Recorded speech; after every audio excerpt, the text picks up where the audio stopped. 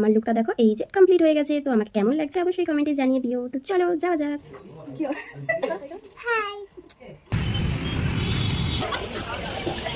ট্রেনের মধ্যে সারাক্ষণ কিন্তু এই মজা করতে করতে আমরা ঝড় পৌঁছে গিয়েছি। আর এখনই দেখাবে আই লাভ শিয়ালদা, যেখানে যাওয়ার সেখানেই যাওয়া যাক। আর এদিকে হাসছি কেন ভাবছো?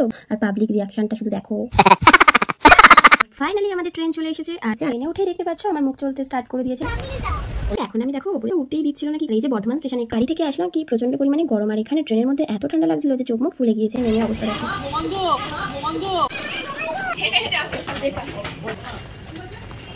এখন ঘড়িতে টাইম কিন্তু ভোর 4টে।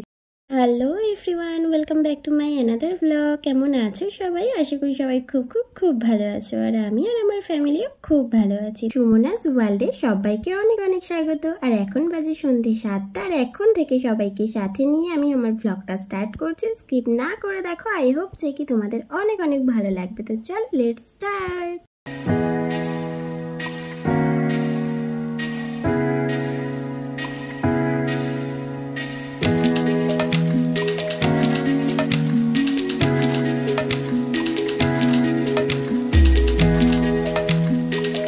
এখন ঘড়িতে বাজে সন্ধ্যে 7টা। আর এখন থেকে আমি রেডি হওয়া স্টার্ট করছি। আমরা কিন্তু বার হব 8টার সময়। আর আমাদের শিয়ালদা থেকে ট্রেন ছিল 10টার পরে। আর এখন আমি রেডি হচ্ছি। আর প্রচন্ড পরিমাণে গরম, তাই হালকা একটা কুর্তি পরে নিয়েছি স্লিভলেস। আর পাখাটা অফ করে চুলটা আঁচড়াচ্ছিলাম। দেখো ঘেমে স্নান হয়ে যাচ্ছে। আর কানে ইয়াররিংটা পরবো, আর একটা লিপস্টিক আর গলায় চেনটা রয়েছে। ব্যাস আমার সাজ কিন্তু রেডি। যারা আমার ভিডিও কন্টিনিউ দেখো তারা তো জানোই আমি সাজতে একটু ভালোবাসি না, খুব সিম্পলি সাজগোজ আমার। তো দেখতেই পাচ্ছ। আর আমার লুকটা দেখো এই যে কমপ্লিট হয়ে গেছে। তো আমাকে কেমন লাগছে অবশ্যই কমেন্টে জানিয়ে দিও। তো চলো যাওয়া যাক।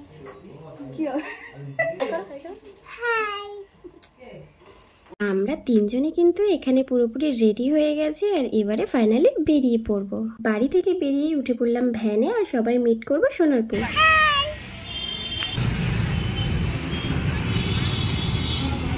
ঝটপট করে কিন্তু আমরা সোনারপুর চলে এসেছি। আর যখন স্টেশনে পৌঁছালাম সোনারপুরে তখন বাজে 8:22। তখনও কিন্তু সবাই স্টেশনে এসে পৌঁছায়নি। তো আমরা এখানে একটু ছবি তুলছিলাম, ভিডিও করছিলাম। দুটো বাচ্চা মিলিয়ে আমরা কিন্তু গ্রুপে 9 জন বেরিয়ে পড়েছি।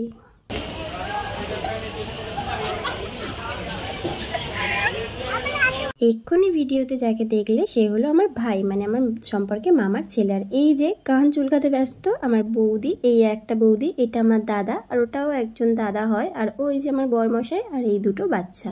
তো এখানে দেখো মানে রিলস পর্ব চলছে ট্রেনের মধ্যে সারাক্ষণ। কিন্তু এই দাদা বৌদি দুজন মিলে শুধু শর্টস ভিডিও বানিয়ে যাচ্ছে। তো সেগুলো দেখতে দেখতে হাসতে হাসতে মজা করতে করতে আমরা ঝটপট শিয়ালদা স্টেশনেও নেমে পড়লাম। তাড়াতাড়ি পৌঁছে গেছি।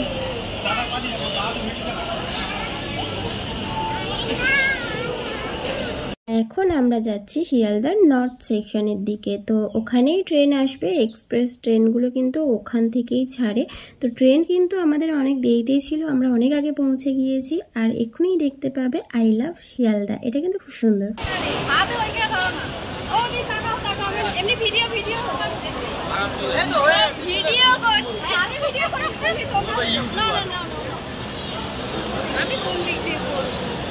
গ্রুপ ফটো, অনেক ভিডিও, এইসব করেই টাইম পাস করছিলাম। তো ট্রেনের এখনো লিস্ট দিচ্ছেই না, ট্রেন আসছেই না।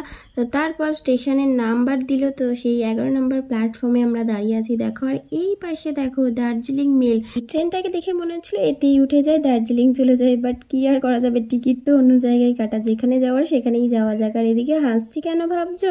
বর্মশাইকে লুকিয়ে ভিডিও করছিলাম, বাট ধরতে পেরে গিয়েছে।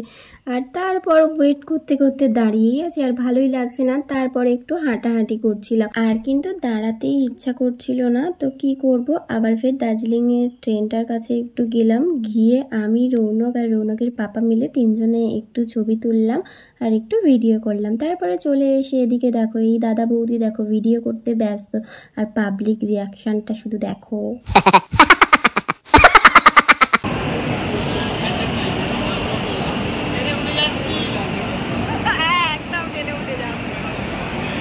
ফাইনালি আমাদের ট্রেন চলে এসেছে। আর কতটা হাঁটতে হচ্ছে দেখো ব্যাগপত্র নিয়ে। তারপর আমরা ফাইনালি ট্রেনে উঠে গেলাম। আর ট্রেনটার নাম ছিল গৌড় এক্সপ্রেস।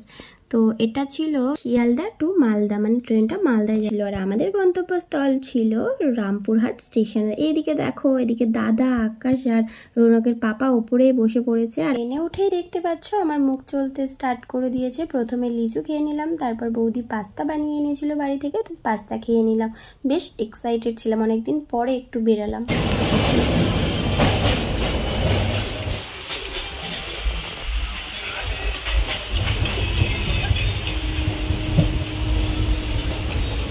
এখন বাজে রাত 12টা, আর চারিদিকে সবাই কিন্তু ট্রেনে শুয়ে পড়ছে, লাইট অফ করে দিচ্ছে।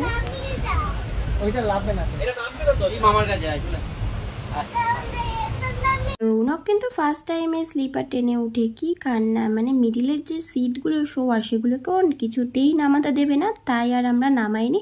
তো একদিকে সিট নামানো হয়েছিল আর একদিকে নামানো হয়নি, তো এইভাবেই আমরা যা হোক করে ম্যানেজ করে নিয়েছিলাম। আর রাতের ডিনার ছিল রুটি আর কাবলি ছোলার তরকারি। তো পরের দিন যেহেতু মায়ের পুজো দেবো বলে যাচ্ছি, তো সেই জন্য কিন্তু খাবারটা নিরামিষই ছিল।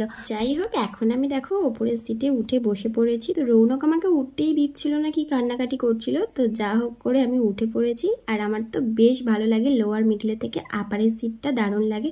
আর এই যে বর্ধমান স্টেশনে একটু নামা হয়েছিল সীতাভোগ আর মিহিদানা কেনার জন্য, তারপর একটু আমরা শুয়েছিলাম 1-2 ঘন্টা। তারপর রাত 3টের সময় আমরা পৌঁছে যাই আমাদের ডেস্টিনেশন রামপুরহাট জংশন। বাড়ি থেকে আসলাম কি প্রচন্ড পরিমাণে গরম, আর এখানে ট্রেনের মধ্যে এত ঠান্ডা লাগছিল যে চোখ মুখ ফুলে গিয়েছে, আর ঘুম হয়নি, তার তো একটা কষ্ট রয়েছে। আর স্টেশনে নেমে অবস্থা দেখো,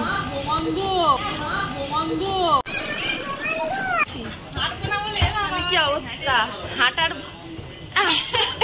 হাঁটার ভয়ে এসে এখন হেঁটে হেঁটে যাও, হেঁটে হেঁটে আসো।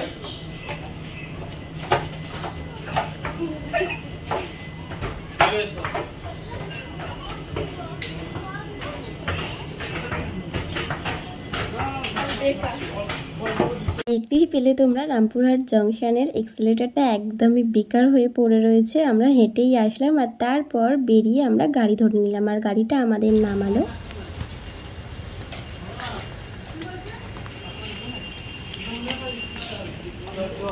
এখন ঘড়িতে টাইম কিন্তু ভোর 4টের সময় আমরা কিন্তু হোটেলে এসে পৌঁছালাম। এবার আমাদেরকে ঝটপট রেডি হয়ে 1 ঘন্টার মধ্যে বেরোতে হবে। আমরা 5টার সময় পুজো দিতে যাবো বলে সবাই মিলে ঠিক করলাম। আর তোমরা সবাই জানো তারাপীঠে প্রচুর পরিমাণে লাইন হয়, আর মঙ্গলবার শনিবার করে। তো কত লাইন ঠেলার পর আমরা মা তারার দর্শন পেলাম, সমস্ত খুঁটিনাটি শেয়ার করবো নেক্সট ভিডিওতে। তো এই ভিডিওটা এই পর্যন্ত। ভিডিও ভালো লাগলে লাইক, কমেন্ট, শেয়ার, আর নতুন হয়ে থাকলে সাবস্ক্রাইব করতে একদম ভুলবে না। তো সবাই সুস্থ থাকো, ভালো থাকো, টাটা, বাই।